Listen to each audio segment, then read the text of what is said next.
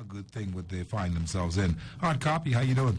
Hi, Steve. How you doing? Good day to your guests. Thank you. All is well. Mr. DePreach, how are you, sir? Oh, not bad. Yes, happy New Year to you, bro. I want to personally wish you that. Steve, get me right along because this show is hot. You know, there's a violation. Our lives are being frustrated by deprivation. Labor in this country are being exploited. And men, women, and children are being treated like slaves because once you're working, but you're not getting paid properly. That's slave wages, okay? Then you already work, and they're telling you to get your money, put them in court. And then you have business owners whose property are literally being forcibly removed from them, okay, being treated in one way while others in the same environment are being given teeth.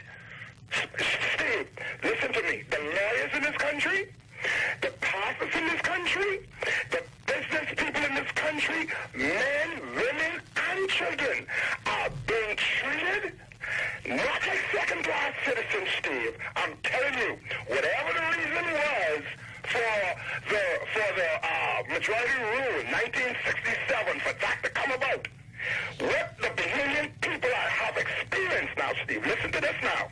Under 10 years of Christie, and in my humble opinion, Mr. England did a pretty good job, but you see, I have to put him in this, because 15 years of him, 10 years of Christie, and now 2.5 years of Minutes, they have destroyed lives. People are sick, and they're not putting the money where it needs to go for the sick people under the dialysis. As far as I'm concerned, the majority of Bahamians who own the country is one little 16-mile by 4. And as far as I'm concerned, Steve, no China's supposed to be this close because we depend on America, yes or no? Hello? Yes, we do. Do we depend on American tourists?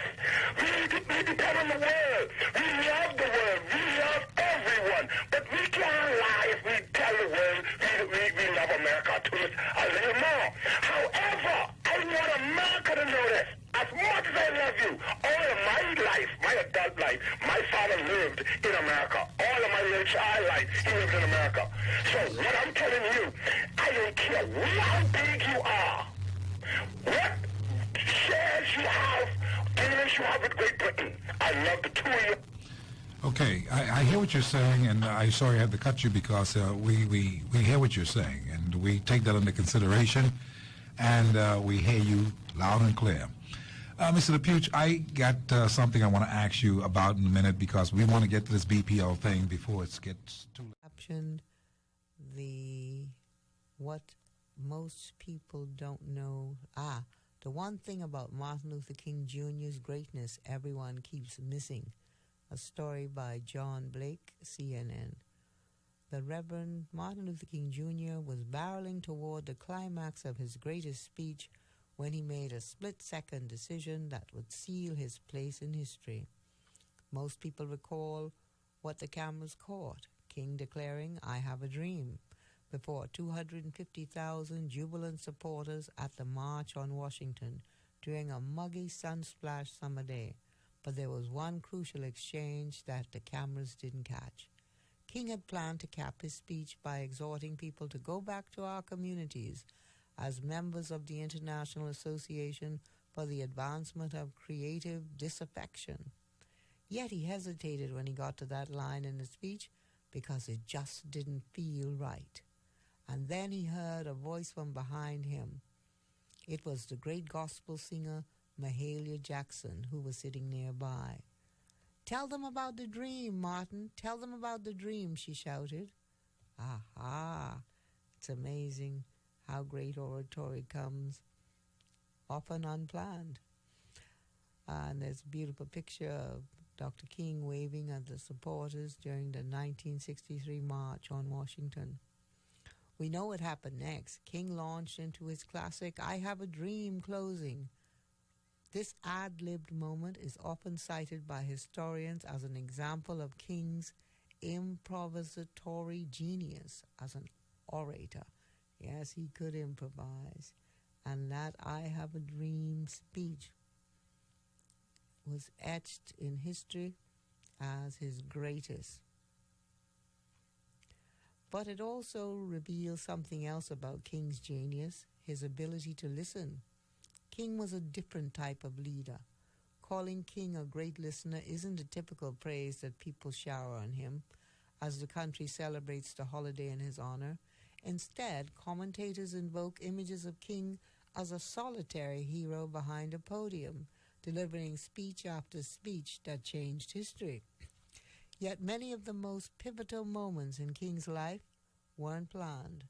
They only came after he listened to the prodding and encouragement of others. His I Have a Dream exhortation, his opposition to the Vietnam War, and his decision to embrace nonviolence, all these came in part because he was such a willing listener.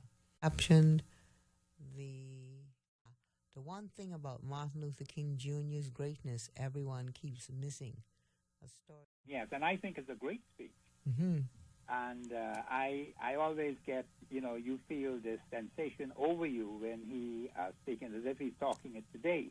But Langston Hughes talks about a deferred dream. He likens it to a raisin, a sour, rotten meat, crust, and sugar, a heavy load.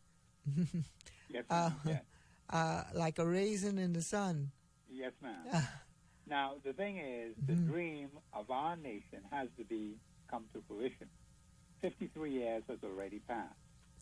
It requires a small group of committed persons working in unity to insist and to ensure the delivery. There's no other way. No, There's I'm not never going to been. say that it doesn't require a group of people. Mm. But I think when you look at the conditions in our country today, we need, Lady Russell, a national government that can solve problems. Yes. Now, that's infringed in our Constitution because the things mentioned in that Constitution have to be achieved in cooperation with a national government that can solve problems for the benefit of the masses. There's no ifs, ands, or buts about that. Yes, sir. I'm not going to dispute that you may not need a small group to spearhead things. I can understand that. And even that government that you talk about Yes, ma'am. gives room for a small group of committed persons with a vision to unify to deliver on it. No, I'm not disagreeing with that. You're quite right about that. That's why a government has been elected for the express purpose of serving the people. And I always quote Article 52.1. And I always ask people, why are you electing a representative? Yes, To and that's represent why you in the House when of you Assembly. come tomorrow night, you will expound on Article 51, because Brother Amos is on line 1 and he blinking. Yes, ma'am. Okay, well, I could defer to him, and I'll see you tomorrow, God willing. God bless you, Brother Thompson. All righty. Brother Amos, how you doing this evening? I am so wonderful. It's always a joy to be alive. Amen. Number one, to be alive, to give thanks to our Most High, the Creator. Amen. And to speak to his daughter. Amen. That's icing on the cake. And then to hear his choicest daughter and his choicest son, the one would just hang up. That's doing a good job. Listen, it's just a blessing. Amen. So I just want to move fast, move along. Dr. King, Martin Luther King, last Sunday sermon, Reverend Dr. Martin Luther King spoke. He started off by speaking about Rip Van Winkle. I don't know if I get the name right, but you know what I mean. Yeah. Well, anyway, he said, and the key to his sermon was, and I want the Bahamian people to hear this, remaining awake during a great revolution. And then he took his text out of Revelation chapter 16, and he said, this is this is what his topic was.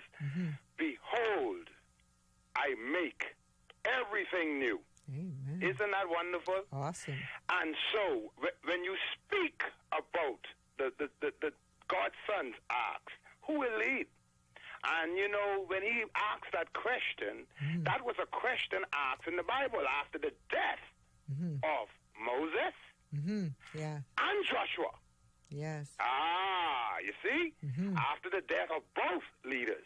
You see, in this context, both leaders have to be in respect to the deprivation our country and the exploitation of our people and their labor and being treated like slaves and bondsmen and women, boys and girls, and dictated to, like we are, like they like to call us, use their Ogs and Magogs to call us sheeples. Well, you know, not just sheeples, but insane sheeples. They say the definition of insanity is exactly what the Bahamian people have done for 46 years as relates to choosing or allowing to be given people who don't mean the country's interest any good. Because, you see, the people met the country here. And if they're taking away the natural resources and giving it to foreigners and saying foreigners is better than you, then this is an egregious affront on, one, the individuality that democracy represents for every voter. But let This me is say an this. affront on everything that the preamble speaks to, that God's Son, when he comes tomorrow, will help us to comprehend. Those of us who understand it now, when you start to read it, you read it for the first time so you can know what it say. You read it again so you can try to remember some of the things you read. And then you read it again so what you never knew will become second nature, like turning on the light, turning on and off the faucet, flushing the toilet bowl. Amen. This is what we have to do in closing to our two parties, politics, playing system. It shall be done, life brother. is more important. Thank you for the opportunity. I heard the music. God bless Thank you, you. Brother God bless Amos. y'all. God bless.